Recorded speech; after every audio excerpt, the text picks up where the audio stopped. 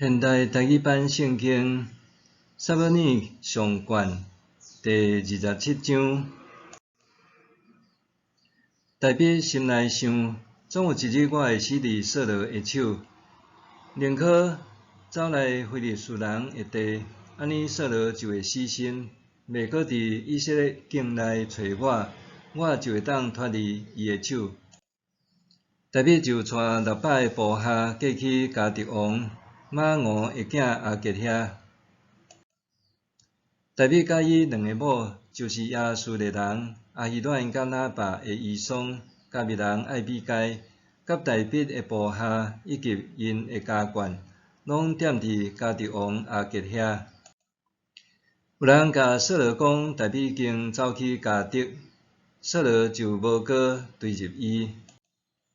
有一日，大笔对阿吉王讲：“你若看我做朋友，请伫庄骹赐我一个所在通住，你的奴仆就免甲你住伫京城。”迄日，阿吉王将细吉拉予伊，因为安尼细吉拉属犹大王，直到今仔日。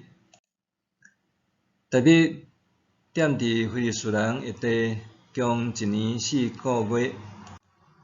大笔甲伊的部下上去攻打基述人、基色人、阿玛力人，即几组已经伫苏尼到埃及迄中间的地区住真久。大笔无论攻占什么所在，男女拢杀死，无留甲半个。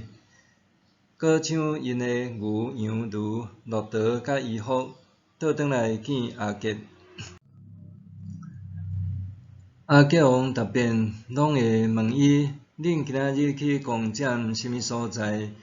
大笔会应讲：“阮去攻占犹大南方，还是讲亚拉别人的南方，还是讲基尼人的南方？”